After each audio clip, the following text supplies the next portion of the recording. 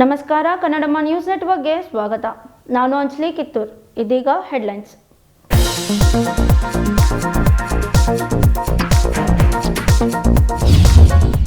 ಇನ್ನು ಕೆಲವೇ ದಿನಗಳಲ್ಲಿ ಆರಂಭವಾಗಲಿದೆ ಬೆಳಗಾವಿ ಅಧಿವೇಶನದ ಹಿನ್ನೆಲೆ ಗುಂಡಿಗಳು ಬಿದ್ದಿರುವ ರಸ್ತೆಗಳಲ್ಲಿ ಡಾಂಬರೀಕರಣ. ಎಪಿಎಂಸಿ ರಸ್ತೆ ಹತ್ತಿರ ತುಂಬಲಾಗುತ್ತಿದೆ ಗುಂಡಿಗಳನ್ನು.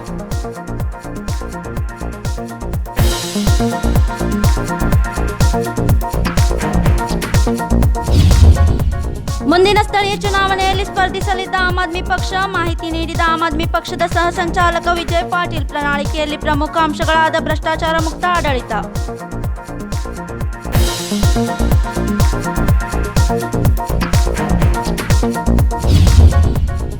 ಎರಡ್ 2021 ಖೋ-ಖೋ ಚಾಂಪಿಯನ್ಶಿಪ್ ಟ್ರೋಫಿ ಗೆದ್ದ ಬೆಳಗಾವಿ ತಂಡ. ಟ್ರೋಫಿ ಗೆಲ್ಲುವ ಮೂಲಕ ಬೆಳಗಾವಿಗೆ ಹೆಸರು ತಂದುಕೊಟ್ಟ ಖೋ-ಖೋ ತಂಡ. ಖೋ-ಖೋ ಆಟಗಾರರನ್ನು ಭೇಟಿಯಾದ ಶಾಸಕ ಅಭಯ್ ಪಾಟೀಲ್.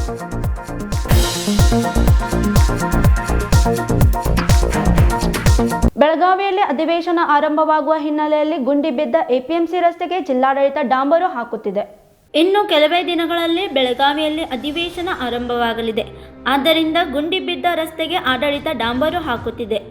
ಎಪಿಎಂಸಿ ರಸ್ತೆ ಬಸವಾನ್ ಮಂದಿರದಿಂದ ಅಜಬ್ ನಗರ್ವರೆಗೆ ಉತ್ತಮ ಪ್ರಮಾಣದಲ್ಲಿ ಡಾಂಬರು ಹಾಕಲಾಗುತ್ತಿದೆ ಎಂಬುದನ್ನು ಸಾಮಾಜಿಕ ಕಾರ್ಯಕರ್ತ प्रसाद चौगले परिशीलिसिದರು. काही दिवसांनी अधिवेशन चालू आहे बेळगावमध्ये.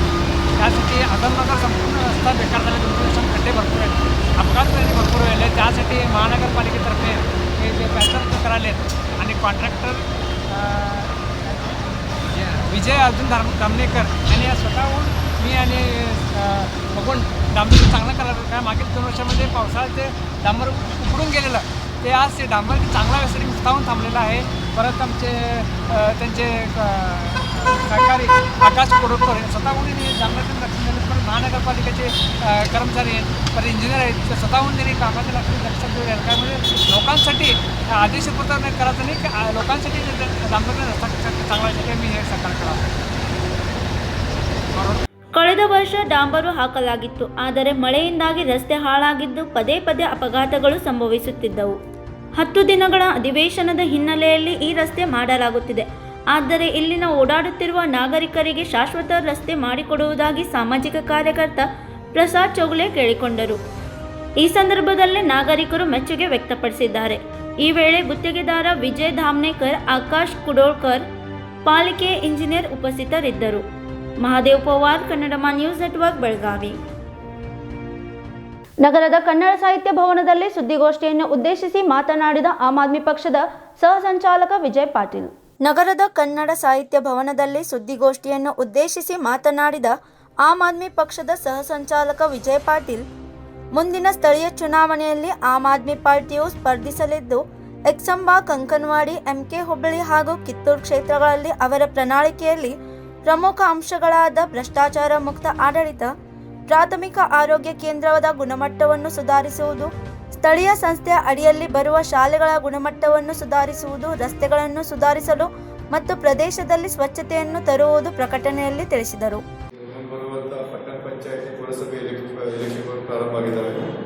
ಡಿಸೆಂಬರ್ 27ನೇ ತಾರೀಕು ಇಲೆಕ್ಷನ್ ಇದೆ.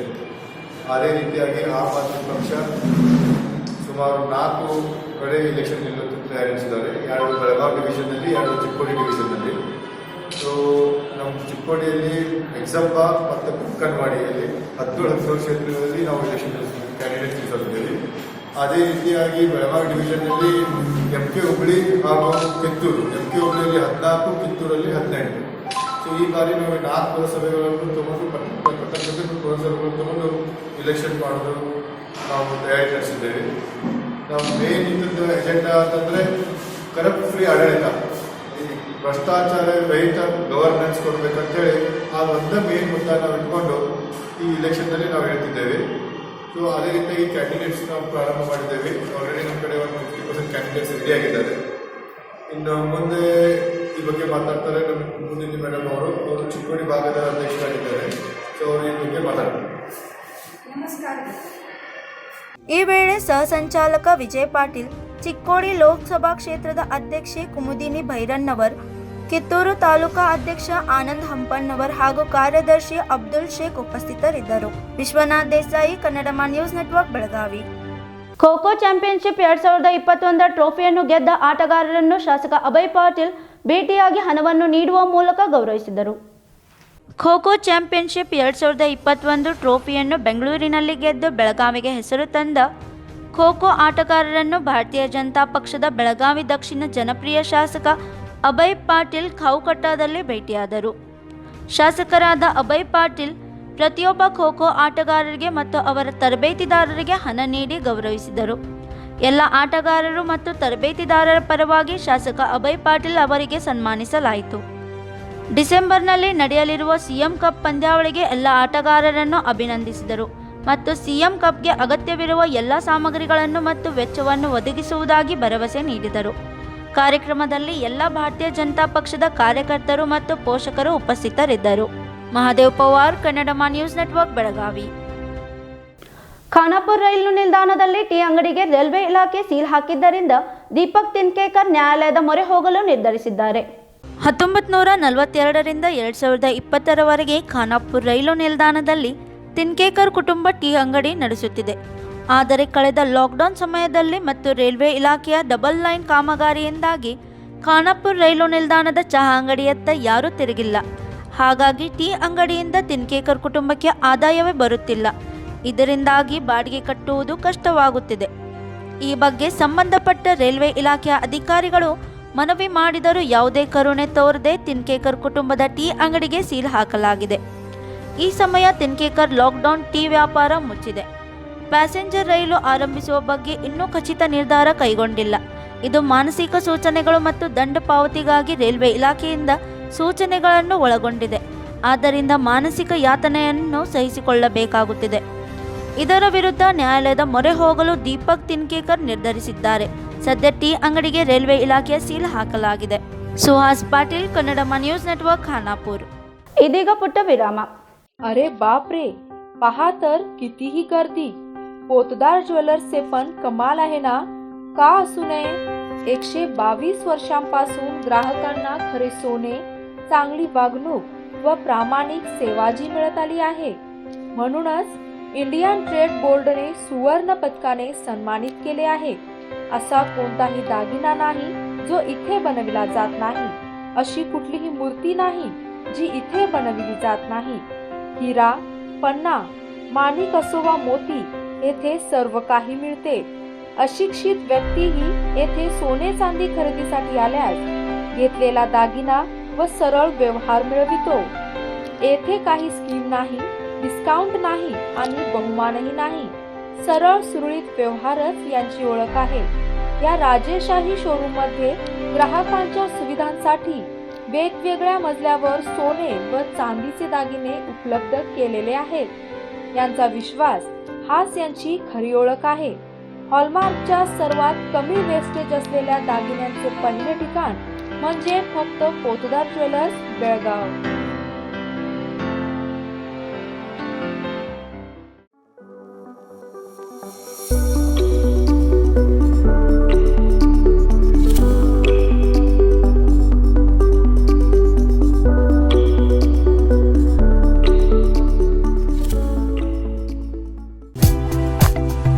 होटल आदर्श पैलेस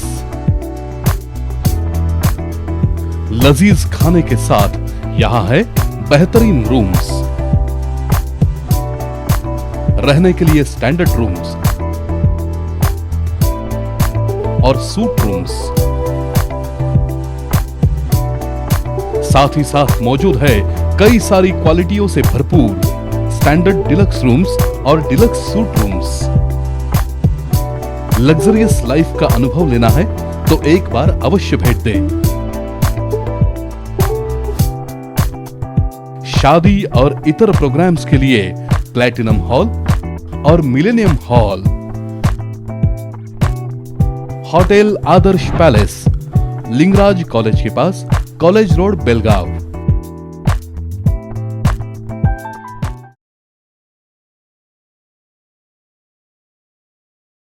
ವಿರಾಮದ ನಂತರ ಮತ್ತೆ ಸ್ವಾಗತ.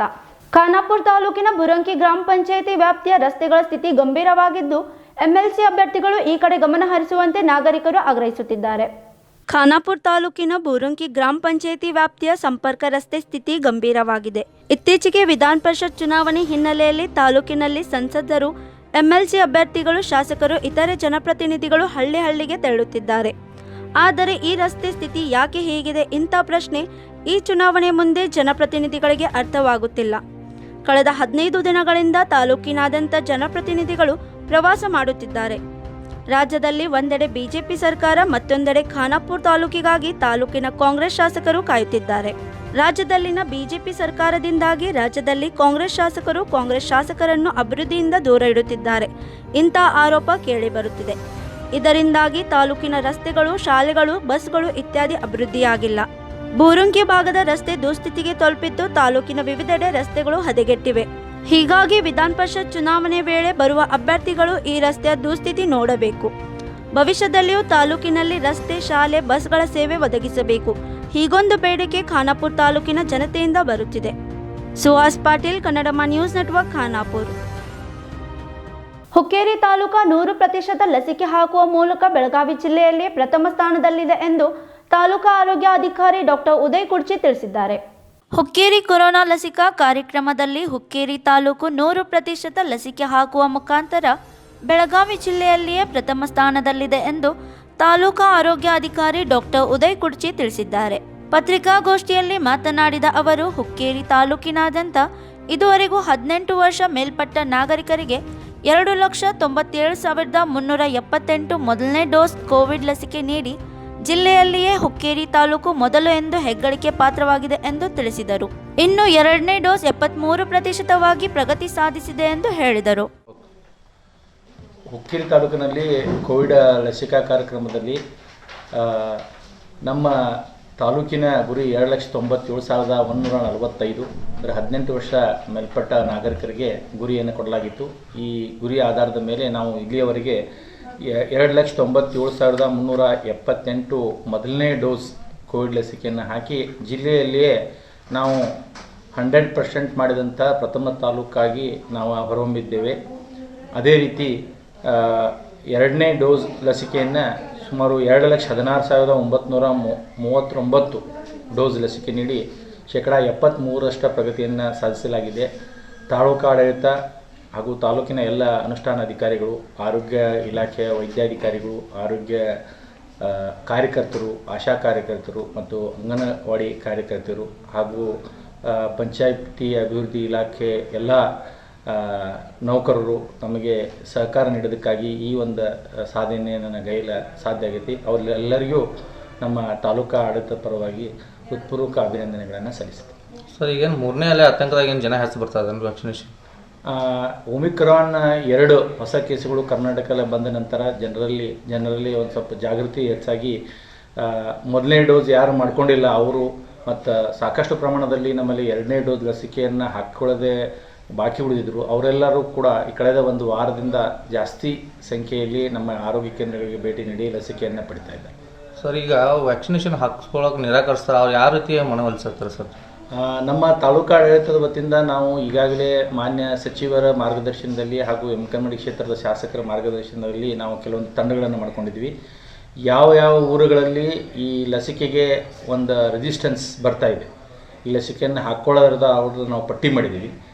ಕಳೆದ 15 ದಿನಗಳಿಂದ ನಮ್ಮ ಆಶಾ ಕಾರ್ಯಕರ್ತರು ಮನೆ ಮನೆಗೆ ಹೋಗಿ ಸರ್ವೆ ಮಾಡಿ ಹೆಡ್ ಕೌಂಟ್ ಅಂದರೆ ಎಷ್ಟು ಜನ ಮೊದಲನೇ ಡೋಸ್ ಬಾಕಿ ಉಳ್ತಾರೆ, ಎರಡನೇ ಡೋಸ್ ಬಾಕಿ ಉಳಿದವರೆಲ್ಲ ನಾವು ಪಟ್ಟಿ ತಯಾರು ಮಾಡಿದ್ದೀವಿ. ಅಲ್ಲಿ ಅವ್ರು ಯಾಕೆ ಹಾಕ್ಸ್ಕೊಂಡಿಲ್ಲ ಅಂತ ಕಾರಣವನ್ನು ಹುಡುಕಿ ಸ್ಥಳೀಯ ಮಟ್ಟದಲ್ಲಿ ಪಂಚಾಯಿತಿ ಅಧ್ಯಕ್ಷ ಉಪಾಧ್ಯಕ್ಷರ ಇರ್ಬೋದು ಅಥವಾ ಧಾರ್ಮಿಕ ಮುಖಂಡರು ಇರ್ಬೋದು ಅಥವಾ ಶಿಕ್ಷಕರು, ಮುಖ್ಯಾಧ್ಯಾಪಕರು ಹಾಗೂ ಅಂಗನವಾಡಿ ಕಾರ್ಯಕರ್ತರು ಇವರೆಲ್ಲರೂ ಕೂಡಿಕೊಂಡು ಅವರ ಮನವೊಲಿಸಿ ಅವರಿಗೆ ಲಸಿಕೆಯನ್ನು ಕೊಡುವಂಥ ಕಾರ್ಯಕ್ರಮವನ್ನು ನಾವು ಹಮ್ಮಿಕೊಂಡಿದ್ದೀವಿ. ಈ ಹೆಗ್ಗಳಿಕೆಗೆ ತಾಲೂಕಾ ಆಡಳಿತ, ಆರೋಗ್ಯ ಸಿಬ್ಬಂದಿ, ಗ್ರಾಮ ಪಂಚಾಯಿತಿ ಸಿಬ್ಬಂದಿ, ಅಂಗನವಾಡಿ ಹಾಗೂ ಆಶಾ ಕಾರ್ಯಕರ್ತರು ಪಾತ್ರರಾಗಿದ್ದಾರೆ ಎಂದು ಆರೋಗ್ಯಾಧಿಕಾರಿ ಡಾಕ್ಟರ್ ಉದಯ್ ಕುರ್ಚಿ ತಿಳಿಸಿದ್ದಾರೆ. Suresh Killedar, Kannadama news network, Hukkeri. ಹುಕ್ಕೇರಿ ತಾಲೂಕಿನ ಹೊಸೂರು ಗ್ರಾಮದಲ್ಲಿ ಡಾಕ್ಟರ್ BR ಅಂಬೇಡ್ಕರ್ ಅವರ ಮಹಾಪರಿನಿರ್ವಾಣ ದಿನದ ನಿಮಿತ್ತ ಗ್ರಂಥಾಲಯವನ್ನು ಉದ್ಘಾಟಿಸಲಾಯಿತು. ಹುಕ್ಕೇರಿ ತಾಲೂಕಿನ ಹೊಸೂರು ಗ್ರಾಮದಲ್ಲಿ ಡಾಕ್ಟರ್ BR ಅಂಬೇಡ್ಕರ್ ಅವರ ಮಹಾಪರಿನಿರ್ವಾಣ ದಿನದ ನಿಮಿತ್ತ ಹೊಸೂರು ಗ್ರಾಮದ ಯುವಕರು ತಮ್ಮ ಸ್ವಂತ ಹಣದಲ್ಲಿ ನಿರ್ಮಿಸಿದ ಗ್ರಂಥಾಲಯವನ್ನು ಉದ್ಘಾಟಿಸಿದರು. ಈ ಸಂದರ್ಭದಲ್ಲಿ ಮಾತನಾಡಿದ ಜಿಲ್ಲಾ ದಲಿತ ಸಮುದಾಯದ ಮುಖಂಡ ಸುರೇಶ್ ತಳವಾರ್ ಅವರು, ಡಾಕ್ಟರ್ BR ಅಂಬೇಡ್ಕರ್ ಅವರ ಮಹಾಪರಿನಿರ್ವಾಣ ದಿನದ ನಿಮಿತ್ತ ಹೊಸೂರು ಗ್ರಾಮದಲ್ಲಿ ಶ್ರೀಶೈಲಿ ಎಂಬ ಯುವಕನ ಪ್ರೇರಣೆಯಿಂದ ಎಲ್ಲ ಯುವಕರು ಉತ್ತಮ ಗ್ರಂಥಾಲಯ ನಿರ್ಮಾಣ ಮಾಡಿದ್ದಾರೆ. ಈ ರೀತಿ ಎಲ್ಲ ಗ್ರಾಮಗಳಲ್ಲಿ ಗ್ರಂಥಾಲಯಗಳು ನಿರ್ಮಾಣವಾಗಬೇಕೆಂದು ತಿಳಿಸಿದರು. ಡಾಕ್ಟರ್ ಬಾಬಾ ಸಾಹೇಬ್ ಅಂಬೇಡ್ಕರ್ ಅವರು ನಮ್ಮನ್ನೆಲ್ಲ ಅಗಲಿದ ದುಃಖದ ದಿನ. ಇವತ್ತಿನ ದಿನದ ಡಾಕ್ಟರ್ ಬಾಬಾ ಸಾಹೇಬ್ ಅಂಬೇಡ್ಕರ್ ಅವರ ಪರಿನಿರ್ವಾಣದ ದಿನ ನಾವು ಹೊಸೂರು ಗ್ರಾಮದಲ್ಲಿ ಗ್ರಂಥಾಲಯ ಉದ್ಘಾಟನಾ ಮಾಡುವುದರ ಮುಖಾಂತರ ಅವರಿಗೆ ಕೃತಜ್ಞತೆಯನ್ನು ಸಲ್ಲಿಸಿದ್ದೀವಿ. ಈ ಗ್ರಂಥಾಲಯದ ಉದ್ಘಾಟನದ ಉದ್ದೇಶ ಹೊಸೂರು ಗ್ರಾಮದ ಶಿರ್ಸೆಲ್ ಅನ್ನೋ ಯುವಕರ ನೇತೃತ್ವದಲ್ಲಿ ಎಲ್ಲ ಯುವಕರು ಇದೊಂದು ಮಾದರಿ ಆಗಬೇಕು. ಹೊಸೂರು ಗ್ರಾಮದ ಮುಖಾಂತರ ಎಲ್ಲ ಹಳ್ಳಿಗಳಿಗೂ ಈ ರೀತಿಯಾದಂಥ ಒಂದು ಜಾಗೃತಿ ಮೂಡಬೇಕು ಅನ್ನೋ ಒಂದು ಉದ್ದೇಶ ಇಟ್ಕೊಂಡ ಇವತ್ತು ಹೊಸೂರು ಗ್ರಾಮದಲ್ಲಿ ನನ್ನೆಲ್ಲ ದಲಿತ ನಾಯಕರ ನೇತೃತ್ವದಲ್ಲಿ ಗ್ರಂಥಾಲಯವನ್ನು ಉದ್ಘಾಟನೆ ಮಾಡಿದ್ದೀವಿ. ಇದರ ಉದ್ದೇಶ ನಮ್ಮ ಜನಾಂಗದಲ್ಲಿ ಭಾಳಷ್ಟು ಜನ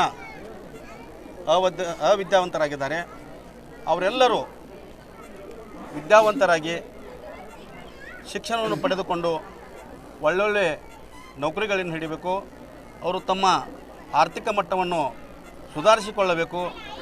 ಸಮಾಜದಲ್ಲಿ ನಾವು ಎಲ್ಲರಂತೆ ಬಾಳಬೇಕು ಅನ್ನೋ ಒಂದು ಉದ್ದೇಶ ಇಟ್ಕೊಂಡ ಇವತ್ತು ಗ್ರಂಥಾಲಯವನ್ನು ಉದ್ಘಾಟನೆ ಮಾಡಿದ್ದೀವಿ. ಇದೇ ರೀತಿ ಭಾಳಷ್ಟು ಹೊಸೂರು ಗ್ರಾಮದಲ್ಲಿ ಈ ಹಿಂದೆ ನಾವು ಕೊರೋನಾ ಟೈಮ್ನಲ್ಲಿ ಆಗಿರ್ಬೋದು, ಇನ್ನೂ ಹಲವಾರು ಕಾರ್ಯಕ್ರಮಗಳನ್ನು ಇಲ್ಲಿ ಮಾಡಿದ್ದೀವಿ.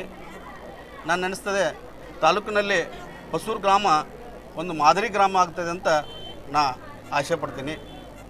ಜೊತೆಗೇ ನಮ್ಮೆಲ್ಲ ದಲಿತ ನಾಯಕರ ನೇತೃತ್ವದಲ್ಲಿ ಇನ್ನೂ ಬೇರೆ ಬೇರೆ ಹಳ್ಳಿಗಳಲ್ಲಿ ಈ ರೀತಿಯಾದಂಥ ಗ್ರಂಥಾಲಯ ಉದ್ಘಾಟನೆ, ಬಾಬಾ ಸಾಹೇಬರ ವಿಚಾರಗಳನ್ನು ಬಿತ್ತರಿಸುವುದು, ಸಮಾಜದಲ್ಲಿರ್ತಕ್ಕಂಥ ಮೂಢನಂಬಿಕೆಗಳನ್ನು ಹೋಗಲಾಡಿಸುವುದು ಹಾಗೂ ಜನರನ್ನು ಜಾಗೃತಿ ಮಾಡುವಂಥ ಕಾರ್ಯಕ್ರಮಗಳನ್ನು ಹಮ್ಮಿಕೊಳ್ಳುತ್ತೀವಿ ಅಂತ ಈ ಮೂಲಕ ಹೇಳ್ತೀನಿ.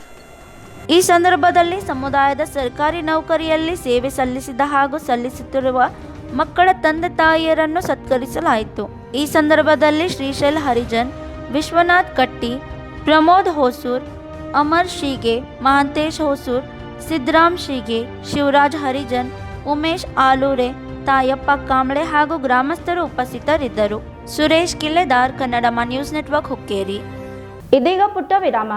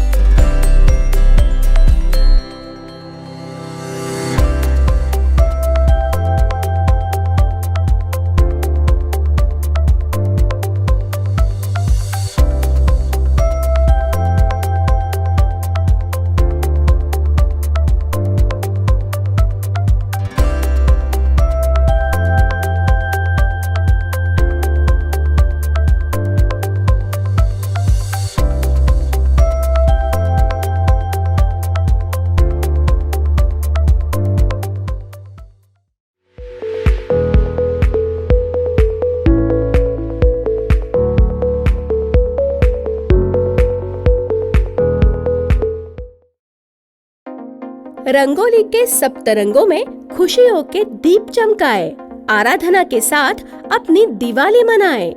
कपड़ों की दुनिया में एक भरोसेमंद और गुणवत्तापूर्ण नाम आराधना। गृहलक्ष्मी की सुंदरता की पहचान है साड़ी। घर की औरत का रुबाब और संस्कृति की देन है साड़ी।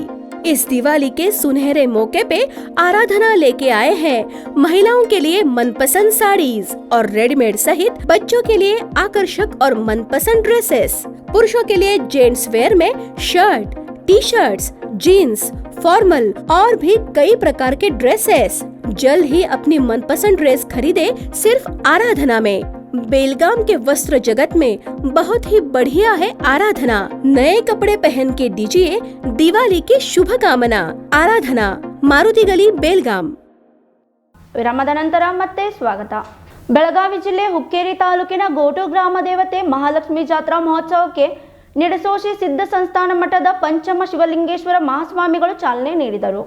ಬೆಳಗಾವಿ ಜಿಲ್ಲೆ ಹುಕ್ಕೇರಿ ತಾಲೂಕಿನ ಗೋಟು ಗ್ರಾಮ ದೇವತೆ ಮಹಾಲಕ್ಷ್ಮಿ ಜಾತ್ರಾ ಮಹೋತ್ಸವಕ್ಕೆ ನಿಡಸೋಸಿ ಸಿದ್ಧ ಸಂಸ್ಥಾನ ಮಠದ ಪಂಚಮ ಶಿವಲಿಂಗೇಶ್ವರ ಮಹಾಸ್ವಾಮಿಗಳು ಚಾಲನೆ ನೀಡಿದರು.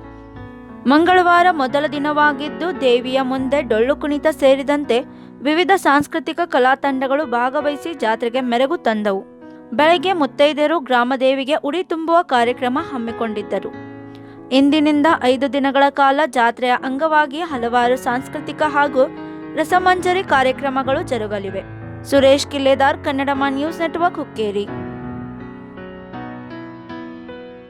ಮುಂಬರುವ ವಿಧಾನ ಪರಿಷತ್ ಚುನಾವಣೆಗೆ ಹಲವು ರಾಜಕೀಯ ಪಕ್ಷಗಳು ಸ್ಪರ್ಧಿಸುತ್ತಿದ್ದು ಗೋವಾದಲ್ಲಿ ಹೈ ವೋಲ್ಟೇಜ್ ಡ್ರಾಮಾ ನಡೆಯುತ್ತಿದೆ.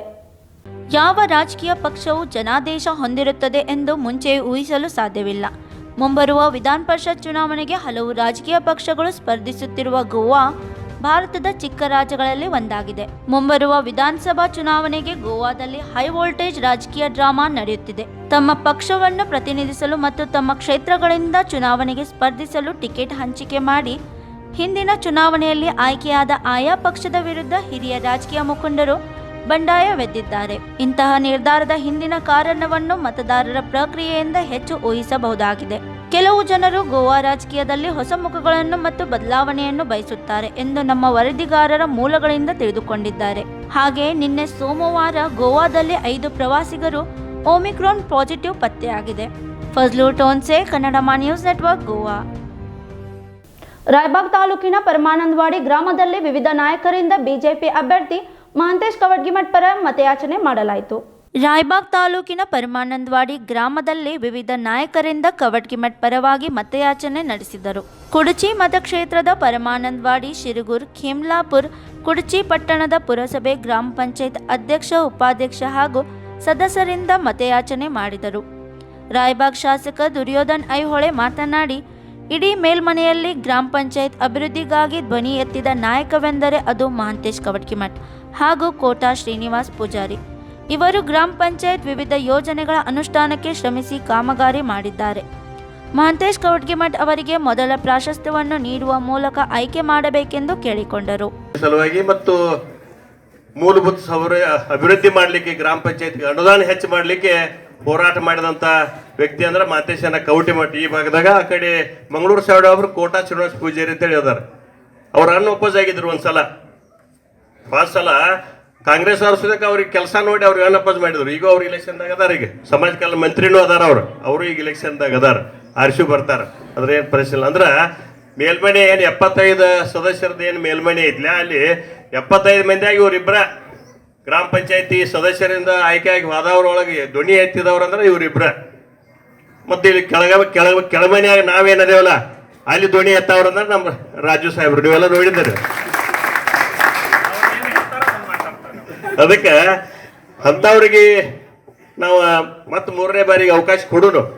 ಈಗ ನೀವು ಬೆಳಗಾವದವ್ರು ಬರಾಕತ್ತಾರ, ಕ್ಯಾಂಡಿಡೇಟ್ ನೋಡಿಲ್ಲ, ನಾವು ನೋಡಿಲ್ಲ, ನೀವು ಯಾವಾಗ ನೋಡೋರು ನಮ್ಗೆ ಗೊತ್ತಿಲ್ಲ. ಕ್ಯಾಂಡಿಡೇಟ್ ಬರೀ ಬಾಯಿ ಒಬ್ಬರು ಬರ್ತಾರೆ. ಈಗ MLA ಅದಾರ, ಅವರ ತಿರುಗಾಡಕತ್ತಾರ ಈ ಕಡೆ. ಮತ್ತು ನಮ್ಮ ಕೆಲಸ ಯಾವಾಗ ಮಾಡಾರ ಅವ್ರು ಸಿಗಾವ್ರೆ ಯಾವಾಗ ನಮ್ಗೆ, ಇವರಿಲ್ಲೇ ಸಿಗ್ತಾರ.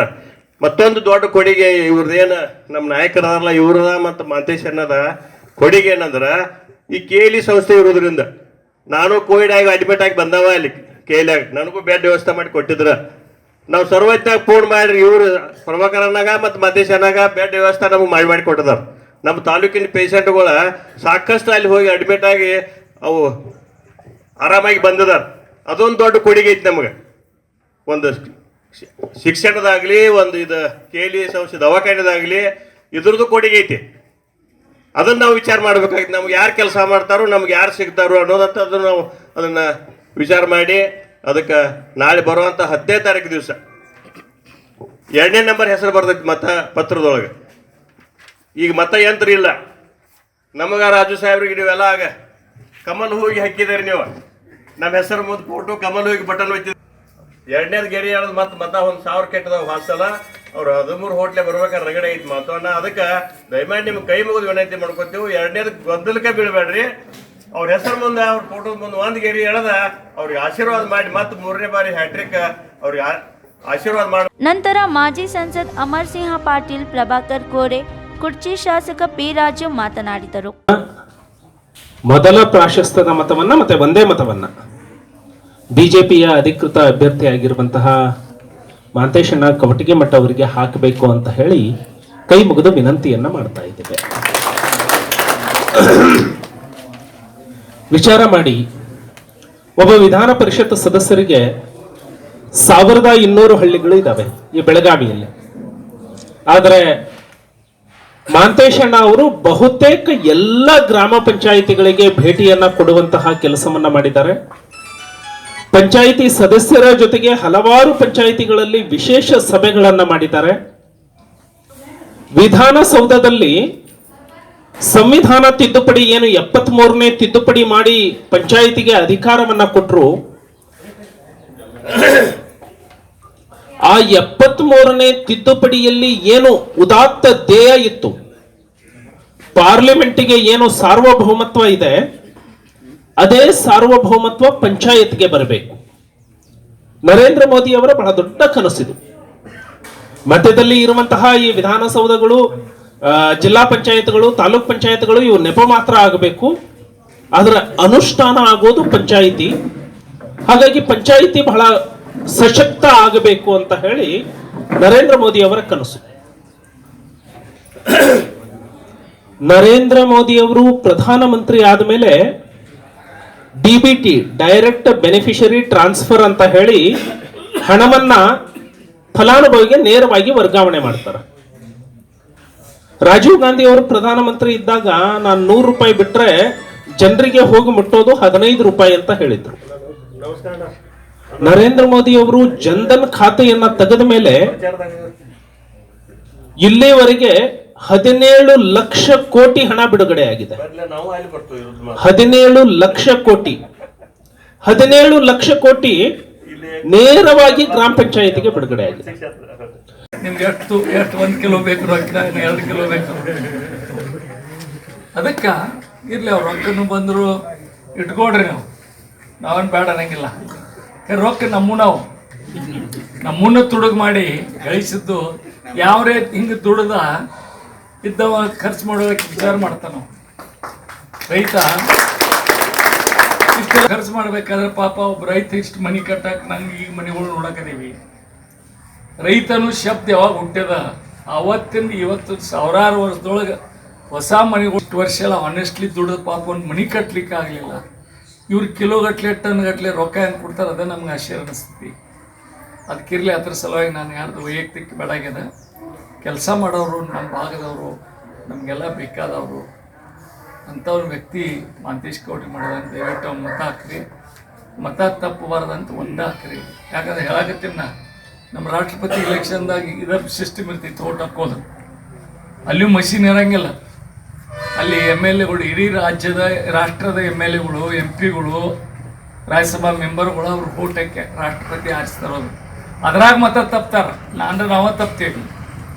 ಇಲ್ಲಿ ನೀವು ಎಲ್ಲರನ್ನೂ ಆರಿಸ್ಕೊಡ್ತಿರಲ್ಲ, MLAಗಳನ್ನ ಇವ್ರು MLAಗಳು ಆರಿಸ್ಕೊಡ್ತೀರಿ, ರಾಷ್ಟ್ರಪತಿಗೆ ಮತ ಹಾಕಿದಾರೆ.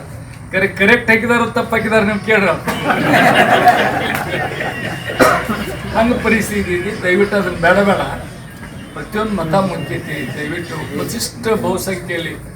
ಅದು ರಾಜೀವ್ರ ಒಂದು ಪ್ರಸಿದ್ಧತ್ವ ಅಥವಾ ಜನಪ್ರಿಯತೆ ಈಗ ಗೊತ್ತಾಗ್ತದೆ. ಯಾವ ಹಳ್ಳಿಯಾಗ ಒಂದೂ ಬಿಟ್ಟಿಲ್ಲ ನಾವು. ಬೆಳಗಿನ ನಾವು ಪ್ರತಿಯೊಂದು ಹಳ್ಳಿ ತಿರುಗಾಡಕದೀವಿ. 100ಕ್ಕೆ 100% ಪಂಚಾಯತಿ ಮೆಂಬರ್ಗಳನ್ನ ತಂದು ಅವ್ರನ್ನ ಕಟ್ಟಿ ನಮಗೆ ಭೇಟಿ ಮಾಡ್ಸಕತ್ತಾರ. ಜನಪ್ರಿಯ. ಈ ಸಂದರ್ಭದಲ್ಲಿ ಕುರ್ಚಿ ಮಂಡಲ ಅಧ್ಯಕ್ಷರಾದ ಮಲ್ಲಿಕಾರ್ಜುನ್ ಖನಗೌಡರ್, ಶ್ರೀಧರ್ ಮೂಡಲ್ಗಿ, ಸುನಿಲ್ ಪಾಟೀಲ್, ಶಂಕರ್ ಹೊನವಾಡೆ, ಮೂಡಲ್ಗಿ ಕುಟುಂಬಸ್ಥರು, ಗ್ರಾಮ ಪಂಚಾಯಿತಿ ಜನಪ್ರತಿನಿಧಿಗಳು ಉಪಸ್ಥಿತರಿದ್ದರು. Sanjeev Bakude, Kannada news network, Raybag. ಇದೀಗ ಪುಟ್ಟ ವಿರಾಮ.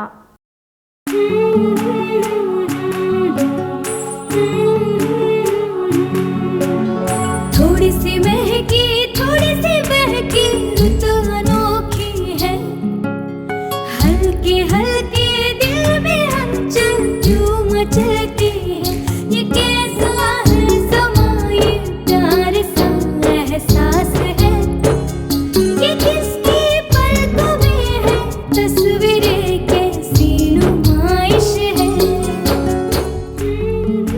आराधना, मारुति गली, बेळगाव। वस्त्रों का संगम, सुंदर सलोना, मन भाए आराधना।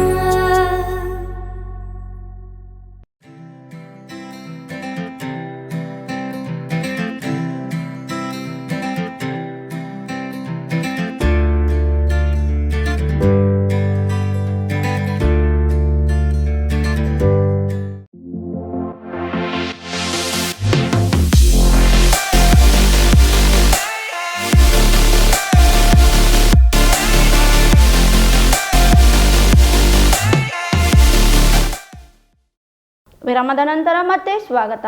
ರಾಯಬಾಗ್ ತಾಲೂಕಿನ ಯಲ್ಪಾರಟ್ಟಿ ಗ್ರಾಮದಲ್ಲಿ ವಿಶ್ವ ಹಿಂದೂ ಪರಿಷತ್ ಬಜರಂಗ್ ದಳ್ ವತಿಯಿಂದ 11ನೇ ದಿನದ ಹನುಮಾನ ಮಾಲಾ ಧಾರಣೆ ಕಾರ್ಯಕ್ರಮ ಜರುಗಿತು. ರಾಯಬಾಗ್ ತಾಲೂಕಿನ ಯಲ್ಪಾರಟ್ಟಿ ಗ್ರಾಮದಲ್ಲಿ ವಿಶ್ವ ಹಿಂದೂ ಪರಿಷತ್ ಬಜರಂಗ್ ದಳ್ ಅಡಿಯಲ್ಲಿ 11ನೇ ದಿನದ ಹನುಮಾ ಮಾಲಾ ಧಾರಣೆ ಕಾರ್ಯಕ್ರಮ ಜರುಗಿತು. ಕಾರ್ಯಕ್ರಮದ ಸಾನ್ನಿಧ್ಯ ವಹಿಸಿ ಆಶೀರ್ವಚನ ನೀಡಿದ ಕವಲ್ಗುಡ್ಡದ ಪರಂಪೂಜ್ ಅಮರೇಶ್ವರ ಮಹಾರಾಜರು ಮತಾಂತರದ ಬಗ್ಗೆ ಮಾತನಾಡುವಾಗ, ನಾವು ಇನ್ನು ಮೇಲು ಕೀಳು ಎಂಬ ಭಾವನೆಯಲ್ಲಿ ಇದ್ದೇವೆ. ಇತರರು ತಾತ್ಕಾಲಿಕ ಆಸೆ ಆಮಿಷ ತೋರಿಸಿ ಮತಾಂತರ ಮಾಡುತ್ತಿದ್ದು, ಅದಕ್ಕಾಗಿ ನಾವು ಎಲ್ಲಿಯವರೆಗೂ ನಾವು ಮೇಲು ಕೀಳು ಎಂಬ ಭಾವನೆಯಿಂದ ಹೊರಬರುವುದಿಲ್ಲವೋ ಅಲ್ಲಿಯವರೆಗೆ ನಮ್ಮ ಧರ್ಮವನ್ನು ಸದೃಢ ಮಾಡಲು ಸಾಧ್ಯವಿಲ್ಲ ಎಂದರು.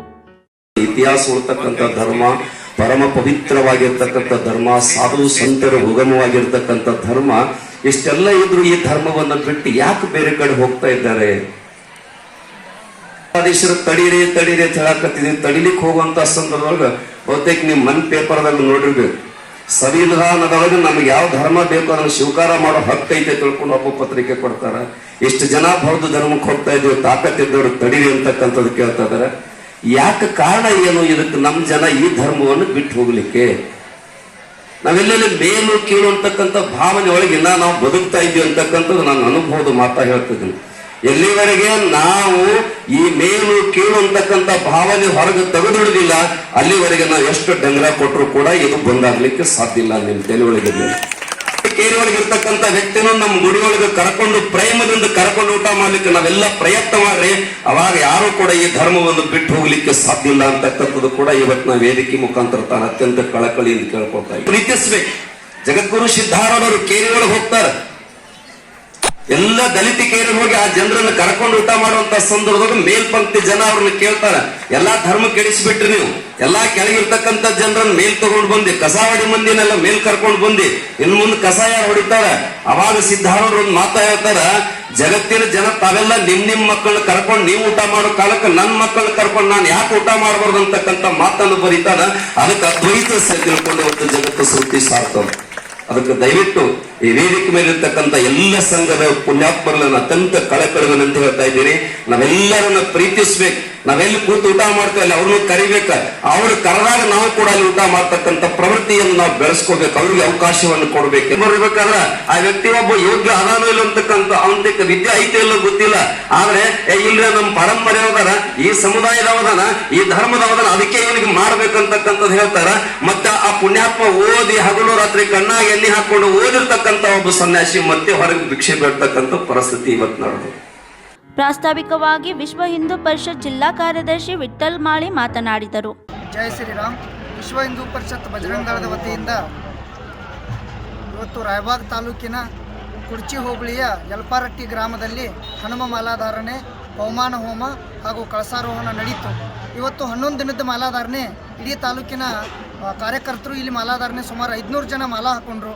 ಈ ಕಾರ್ಯಕ್ರಮದಲ್ಲಿ ಈ ಗ್ರಾಮದ ಘಟಕದ ಕಾರ್ಯಕರ್ತರು, ಹಿರಿಯರು ಎಲ್ಲರೂ ಸಹಕಾರ ಮತ್ತು ಅವರೆಲ್ಲರ ಉತ್ಸಾಹದ ಪರಿಣಾಮ ಅತ್ಯಂತ ಯಶಸ್ವಿಯಾಗಿ ಕಾರ್ಯಕ್ರಮ ನಡೀತು. ಸುಮಾರು 4,000ಕ್ಕಿಂತ ಹೆಚ್ಚು ಜನ ಸಾರ್ವಜನಿಕ ಭಾಗವಹಿಸಿದ್ರು. ಇನ್ನೂ 5 ದಿನದ ಮಾಲಾಧಾರಣೆ, 9 ದಿನದ ಮಾಲಾಧಾರಣೆ ರಾಯಬಾಗದಲ್ಲಿ ನಡೆಯುತ್ತೆ. ಇಡೀ ತಾಲೂಕಿನ 9 ದಿನ ಮಾಲಾ ಹಾಕೊಳ್ಳುವಂಥ ಬಜರಂಗದಳ ವಿಶ್ವ ಹಿಂದೂ ಪರಿಷತ್ತಿನ ಕಾರ್ಯಕರ್ತರು ರಾಯಬಾಗದಲ್ಲಿ ಮಾಲಾಧಾರಣೆಯನ್ನು ಮಾಡ್ಕೊಳ್ತಾರೆ. 5 ದಿನ ಮಾಲಾಧಾರಣೆ ಮಾಡ್ಕೊಳ್ಳುವಂಥ ಇಡೀ ತಾಲೂಕಿನ ಕಾರ್ಯಕರ್ತರು ಹಾರುಗೆರೆಯಲ್ಲಿ ಮಾಲಾಧಾರಣೆ ಮಾಡ್ಕೊಳ್ತಾರೆ. ಒಟ್ಟಾರೆಯಾಗಿ ರಾಯಬಾಗ್ ತಾಲೂಕಿನಲ್ಲಿ ಸುಮಾರು ಒಂದು 3,500 ರಿಂದ 4,000 ಸಂಖ್ಯೆ ಹನುಮ ಮಾಲಾಧಾರಿಗಳ ಮಾಲಾಧಾರಣೆ ಮಾಡಿಕೊಂಡು ಡಿಸೆಂಬರ್ 15ನೇ ತಾರೀಕು ಚಿಕ್ಕೋಡಿ ಶೌರ್ಯ ಸಂಚಲನದಲ್ಲಿ ಭಾಗವಹಿಸಿ ಅಂಜನಾದ್ರಿ ಪರ್ವತ ಕಡೆಗೆ ಪ್ರಯಾಣವನ್ನು ಬೆಳೆಸ್ತಾರೆ. ಅತ್ಯಂತ ವೈಭವಪೂರ್ಣ ನಡೆಯುವಂಥ ಈ ಕಾರ್ಯಕ್ರಮ ಇಡೀ ತಾಲೂಕಿನ ಒಂದು ಹೆಮ್ಮೆಯ ಹಿಂದುತ್ವದ ಕಹಳೆ ಅನ್ನುವಂಥ ವಿಚಾರವನ್ನು ನಾವೆಲ್ಲ ತಿಳ್ಕೊಳ್ಬೇಕು. ಹೆಚ್ಚಿನ ಸಂಖ್ಯೆಯಲ್ಲಿ ಈ ಕಾರ್ಯಕರ್ತರು ಭಾಗವಹಿಸಿರೋದ್ರಿಂದ ಅತ್ಯಂತ ಯಶಸ್ವಿಯಾಗಿ ಈ ಕಾರ್ಯಕ್ರಮ ನಡೆದಿದೆ. ಈ ಕಾರ್ಯಕ್ರಮಕ್ಕೆ ನಾಡಿನ ಪರಮ ಪೂಜ್ಯರು, ಗಣ್ಯರು, ಹಿರಿಯರು, ಸಂಘ ಪರಿವಾರದ ಹಿರಿಯರು ಎಲ್ಲರ ಸಹಕಾರ ಮತ್ತು ಅವರ ಮಾರ್ಗದರ್ಶನದೊಂದಿಗೆ ಯುವಕರನ್ನು ಸಂಸ್ಕಾರ ದಿಕ್ಕಿನೆಡೆಗೆ ಒಯ್ಯೋದಕ್ಕಾಗಿ ಇದೊಂದು ಅತ್ಯಂತ ವಿಶ್ವ ಹಿಂದೂ ಪರಿಷತ್ತಿನ ಬಜರಂಗ ದಳ ನೇತೃತ್ವದಲ್ಲಿ ನಡೆಯುವಂಥ ಕಾರ್ಯಕ್ರಮ ಯಶಸ್ವಿಯಾಗಿ ನಡೀತಾ ಇದೆ ಅನ್ನುವಂಥದ್ದು ನಾವೆಲ್ಲರೂ ಸಂತಸ ಪಡುವಂಥ ವಿಚಾರ. ಮುಖ್ಯ ವಕ್ತಾರ ರಾಷ್ಟ್ರೀಯ ಸ್ವಯಂ ಸೇವಕ ಸಂಘದ ಉತ್ತರ ಪ್ರಾಂತ್ ಸಹ ಸಂಘ ಚಾಲಕ ಅರವಿಂದ್ ದೇಶಪಾಂಡೆ ಉಪನ್ಯಾಸ ನೀಡಿದರು. ಕಾರ್ಯಕ್ರಮವನ್ನು ಅರಣ್ಯ ಸಿದ್ದೇಶ್ವರ ಮಂದಿರದಿಂದ ಹನುಮಾನ್ ಮಂದಿರದವರೆಗೆ ಮಹಿಳೆಯರು ಕುಂಭದೊಂದಿಗೆ ಹಾಗೂ ಮಾಲಾಧಾರಣೆ ಮಾಡಲು ಬಂದ ಹನುಮ ಭಂಟರ ಶೋಭಾಯಾತ್ರೆ ನಡೆಯಿತು. ನಂತರ ಮಂದಿರದಲ್ಲಿ ಹೋಮ ನೆರವೇರಿಸಿ 500ಕ್ಕೂ ಹೆಚ್ಚು ಜನ ಪೂಜ್ಯರ ಹಸ್ತದಿಂದ ಮಾಲಾಧಾರಣೆ ಮಾಡಿದರು. ಕಾರ್ಯಕ್ರಮದಲ್ಲಿ ಮಾಲಾಧಾರಗಳಿಗೆ ಭಕ್ತರಿಗೆ ಮಹಾಪ್ರಸಾದ ವ್ಯವಸ್ಥೆ ಮಾಡಲಾಗಿತ್ತು.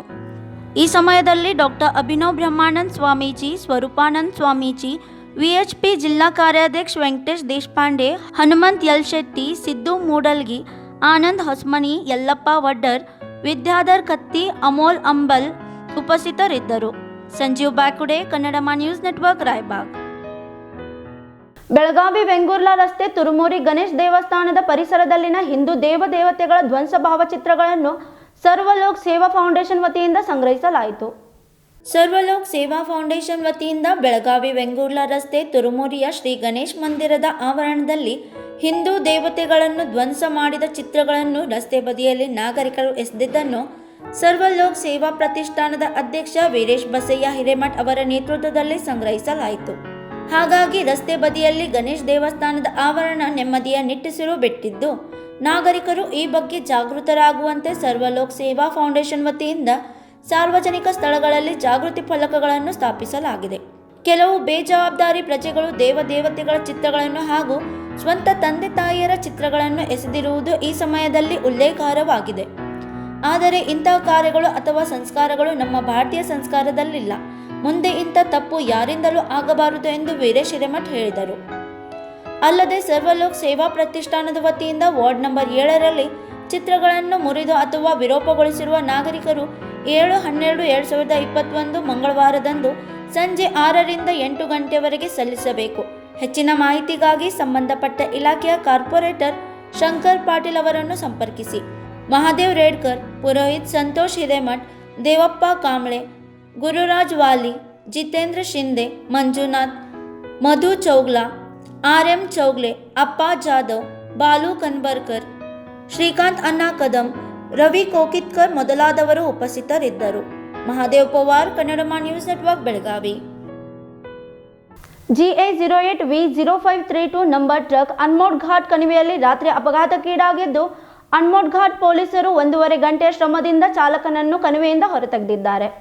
GA08V0532 ನಂಬರ್ ಟ್ರಕ್ ಅನ್ಮೋಡ್ ಘಾಟದ ಕಣಿವೆಯಲ್ಲಿ ರಾತ್ರಿ ಅಪಘಾತಕ್ಕೀಡಾಗಿದ್ದು, ಚಾಲಕ ಗಾಯಗೊಂಡು ಲಾರಿಗೆ ಸಿಲುಕಿಕೊಂಡಿದ್ದನು. ಈ ರಸ್ತೆಯಲ್ಲಿ ಸಾಗುತ್ತಿದ್ದ ಒಬ್ಬ ವ್ಯಕ್ತಿಯು ಕಣಿವೆಯಿಂದ ಶಬ್ದ ಕೇಳಿಸಿ ಅನ್ಮೋಡ್ ಪೊಲೀಸರಿಗೆ ಮಾಹಿತಿ ನೀಡಿದ್ದಾರೆ. ಅಪಘಾತದ ಮಾಹಿತಿ ಪಡೆದ ನಂತರ PCR ವ್ಯಾನ್ನಲ್ಲಿದ್ದ ಸಹಾಯಕ sub inspector Pradeep Gawas, constable Pramod Raju Malkar, police constable Shankar Naik, Ashish Kasaragod, ಸಾಗೋ ಅವರೆಲ್ಲರೂ ಪ್ರಜೋತ್ ಪಡ್ತೆ ಅವರ ನೇತೃತ್ವದಲ್ಲಿ 1.5 ಗಂಟೆಗಳ ಕಾಲ ಗಾಯಾಳು ಟ್ರಕ್ ಚಾಲಕನನ್ನು ಕಣಿವೆಯಿಂದ ಹೊರತೆಗೆದಿದ್ದಾರೆ.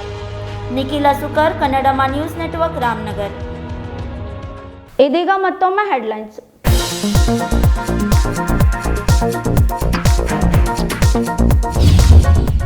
ಇನ್ನು ಕೆಲವೇ ದಿನಗಳಲ್ಲಿ ಆರಂಭವಾಗಲಿದೆ ಬೆಳಗಾವಿ ಅಧಿವೇಶನದ ಹಿನ್ನೆಲೆ ಗುಂಡಿಗಳು ಬಿದ್ದಿರುವ ರಸ್ತೆಗಳಲ್ಲಿ ಡಾಂಬರೀಕರಣ. APMC ರಸ್ತೆ ಹತ್ತಿರ ತುಂಬಲಾಗುತ್ತಿದೆ ಗುಂಡಿಗಳನ್ನು.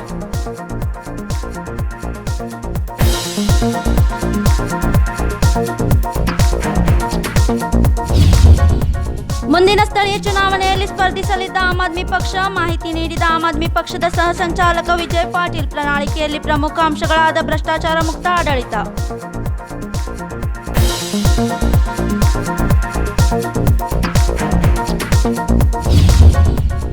2021ರ ಖೋ ಖೋ ಚಾಂಪಿಯನ್ಶಿಪ್ ಟ್ರೋಫಿ ಗೆದ್ದ ಬೆಳಗಾವಿ ತಂಡ. ಟ್ರೋಫಿ ಗೆಲ್ಲುವ ಮೂಲಕ ಬೆಳಗಾವಿಗೆ ಹೆಸರು ತಂದುಕೊಟ್ಟ ಖೋ ಖೋ ತಂಡ. ಖೋ ಖೋ ಆಟಗಾರರನ್ನು ಭೇಟಿಯಾದ ಶಾಸಕ ಅಭಯ್ ಪಾಟೀಲ್.